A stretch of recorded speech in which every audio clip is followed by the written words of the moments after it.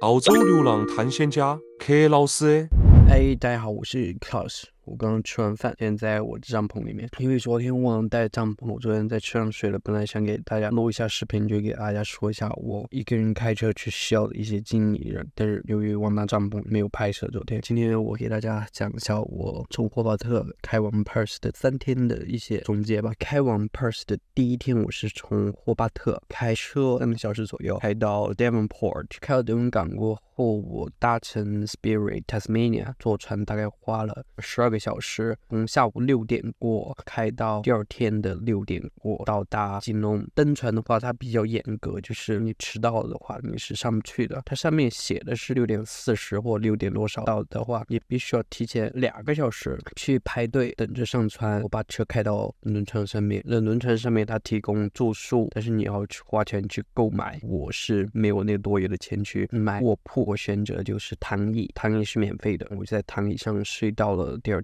每个躺椅它会发一个 blanket， 但是那个毛毯不太厚，我睡到半夜的话也会冷，所以说我带了一个自己的 blanket， 带了自己的毛毯自己盖。船不会太颠簸，摇着摇着就摇到了吉隆。坐这个轮船是不允许带气罐的，因为我知道我要露营。到了吉隆过后，我就去了 Big W 买了气罐，去 Woolies 买了一些吃的东西，比如说番茄啊、苹果什么的。买了这些东西过后，我就马不停蹄的就往阿德莱德赶，开到阿德莱德要8、9个小时吧。第一天比较疲惫，我就开2个小时停一下，分成4段走。途中的话一直犯困，以前我是掐自己大腿开，这次的用了 strategy， 我是用的吃小零食。我困的时候我也给自己吃小零食，因为有东西在嚼的话，它有那个味觉刺激你的大脑，所以说就不会困。然后一路开到了阿德莱德。因为我不太熟悉阿德莱德的路，开错了好几次，透过了下高速的路口，或者是开出什么路口，然后一直在兜兜转转的，就到下午6点钟总算开出来。开出来了过后，我去加油，加完油就 booking 了一个 campsite， 但是那个 campsite 我付了费过后，过去没有人，我随便找了一个地方，本来想搭帐篷的，突然发现我忘带帐篷，我什么都带了，就是没带帐篷。发现没带帐篷，我就生自己气。天很黑了嘛，我就睡在车上，车上全是行李，我又不能躺平，我就坐在自己车上睡了一晚上，一会儿躺着，一会儿这样侧卧着睡觉，睡到自己腰间盘突出了。睡完了过后，第二天我又开车，本来就睡了8个小时，再开车开10个小时，就一天几乎24小时我都在车上。开完了过后，我的腰间盘特别疼。第3天白天我一醒了过后，在营地里上完厕所，然后我就往西澳开。第3天开车开到了最近的一个 Big W， 买了一个帐篷，买了帐篷过后采购了一些食材。第3天的话，我就能一口气开4个小时，然后去加油，加完油再继续接着开。第3天出了点小状况，是做好了就是要在哪个地方停的时候加油的时候，过去了过后那个加油站倒闭了，没油，我就硬着头皮又开了1个小时，快没电了，就是特别惊险。本来自己有个 jerry can， 但是没装起哦，因为后备箱没得位置了。那 jerry can 放在一个 container 里面，如果拉出来的话就没位置，我差一点自己去抛锚了。因为没有，一路惊险的就开到了下个加油站。那个加油站的话，它是一个小镇上的加油站，这是油价很贵，2.2块，一车油的话70多刀，就贵了几块钱，我觉得还好。就加完油过后，我就到了现在这个营地。本来是我计划的是去另外一个营地，但是呢，那个路特别颠簸，就噔噔噔，我的车又不太适合开这种颠簸的路。开了20多分钟过后，看到一个不错的营地，停下来就在这儿扎营的，给大家一些 tips。上课啦 Tips 1就是你如果开长途的话，知道自己会困的话，给自己准备小零食。如果2个人的话，你就可以聊天来分散自己注意力。但如果你1个人的话，不行，像我一样，你就买一些小零食，自己困的时候给自己吃，或者说是口香糖，准备一个口香糖，如果自己困的时候给自己吃。第2个的话，露营，如果你怕的话，就最好是在付费的露营点露营，这样人多你不会怕，不会像我现在这样在一个荒无人烟的地方露营，就感觉是挺瘆人的，因为你周围什么都没有，真的防卫的武器都没有，所以说你也会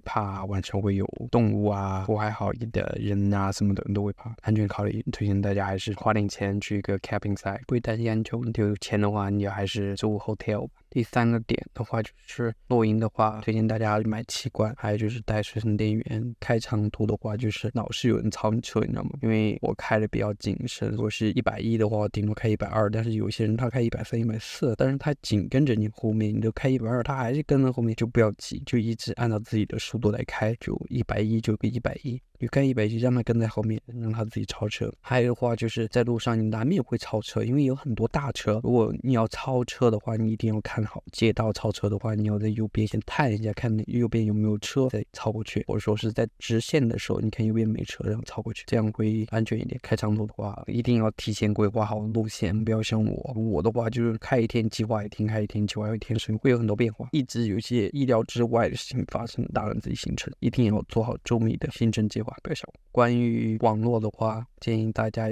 用 Telstra， 因为 Telstra 的我开了一路都有信号。我到在开维多利亚州到阿德莱德这边路的话是全程都有信号，但是阿德莱德开 Perth 这段路的话会没有信号的，所以说推荐大家用 Telstra， 路上是有信号，但是你远离路，像我现在在郊区的话，不在路上的话就都没有信号，就是信号问题。买2个号，一个是 Boost 的一个 Telstra 的信号，它是35块钱50个 GB 完全够用，然后我大部分用的是 Felix 的话它是无限流量，有信号的地方它可以给自己的电脑或者说其他设备提供 WiFi 热点，这是我的一个 WiFi 的解决方法。开车的 strategy 是白天开车，晚上的话录音睡觉，每天开车的时间是大概10个小时的开车时间，我估计会5天应该能到 Perth。 还有 tips 就是防晒，不要像我硬晒经常皮肤的，晒黑我倒无所谓，怕的是晒伤，大家一定要提前准备好防晒霜，给自己多准备水，没水的话你会很难过。上厕所的话，我先给自己买了个尿罐，然后我就用了2次，我觉得车上尿的话那感觉就挺不好的，你知道吗？后来的话我觉得反正就跑长途，我就停在马路旁边，然后是小树林里面撒尿或者上大号，其实没有那么多讲究的，因为路边是没有厕所的，就有些时候会有一些 public toilet， 但是在小镇开车的话你也不知道自己什么时候会尿急，所以说不要害羞，就在路边解决吧。开长途就这样，露营的话晚上会很冷，你一定要多盖点被子。还有就是早睡早起，开车虽然说不是体力劳动，但是你一直在集中注意力，你会把自己精力消耗掉，所以说一定要注意休息，早睡早起。我是晚上10点钟睡觉，早上5、6点起床。今天就和大家分享到这里，之后的话再和大家分享吧。再见。感谢您的观看，如果你喜欢柯老师的视频的话，记得点击下方的订阅按钮，咱们下个视频不见不散，再见了您嘞。